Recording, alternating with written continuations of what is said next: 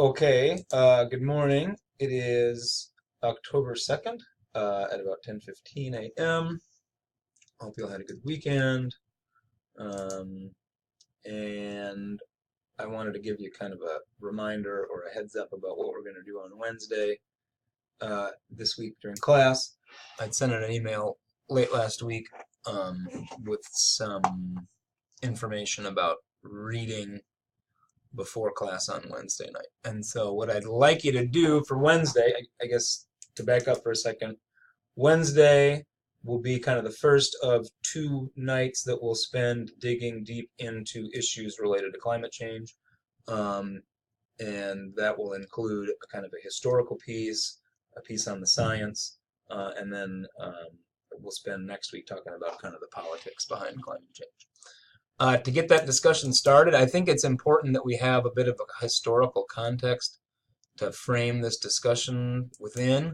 And so what I've done, I posted a link in the discussion board to the environmental news that is a good starting point. And I'll talk more about that in a second. But in addition to that, what I'd like you to look at are a couple of articles that I posted under files and I attached in the email from last week. And so if you didn't get them in your email, you can come over here to Files, and you can click on Climate Change. And I'm focusing on the science and history side for a minute. And so if you click on Science and History, I posted 3 articles in here. I want you to read 2 of them. And so pick 2 and read them, and then be ready to discuss. They're not very heavy in terms of science content, and so you don't have to have a PhD in science or in climate science or climate change or environmental engineering to read these and to make some sense of them. And so they're pretty light on the science content side of things, and they're kind of written for the general public. One of them is super old, and so you may not read through that entire thing, but I would encourage you to at least peek at this one from 1827. But pick 2 of these and read them and be ready to discuss it when we come to class on Wednesday night. And we'll spend the first maybe hour or 45 minutes or so kind of talking about what we think. How do you feel after reading these articles? What are some things that are stuck in your brain as you're kind of processing what you've read? And so I want to start Wednesday night with a discussion on the history of climate change.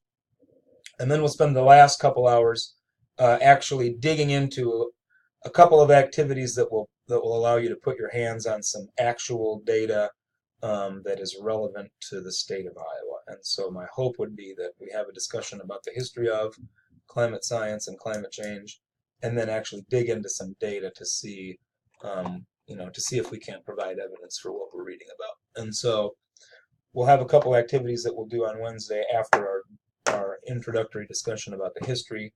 But I'd like you, in the time between now and we meet on Wednesday, have a peek at 2 of these 3 articles and be ready to discuss. I'll let you pick which 2.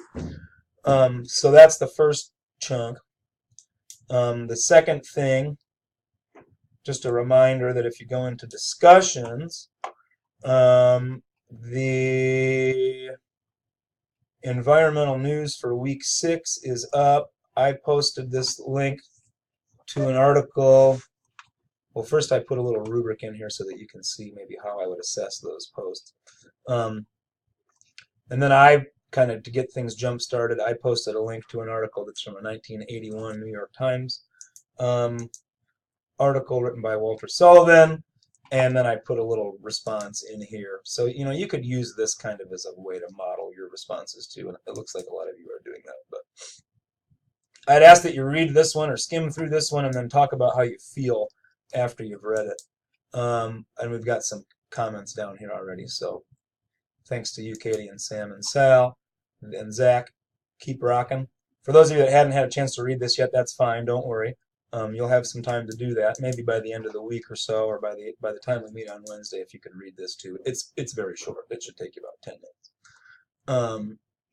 And then also kind of follow my lead and follow the lead of your classmates here. And so Sam and Bridget and some other folks down here have gotten us off to a great start. Post the link, tell us what the name of the article is and who wrote it, summarize things, pose some questions that are going to lead to further discussion. And so follow Bridget's lead on that. And it looks like we've already got a few people that are doing that. So nicely done. Those of you that have already gotten started. If you haven't already, don't worry about it.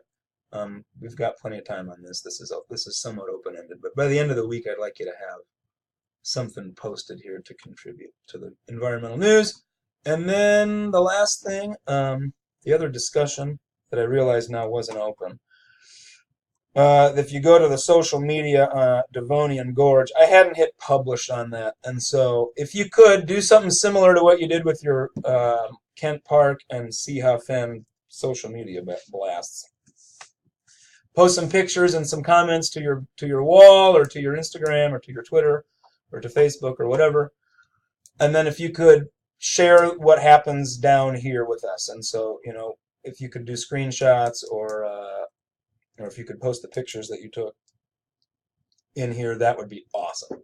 I really like what we saw with the first two, and I'd like to continue that discussion in here. Okay.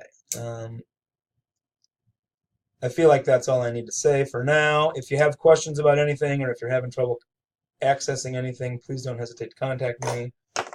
Again, we'll meet in 190 on Wednesday night, and we'll be talking about the history and the science of climate change. And I look forward to seeing you then. Okay, take care.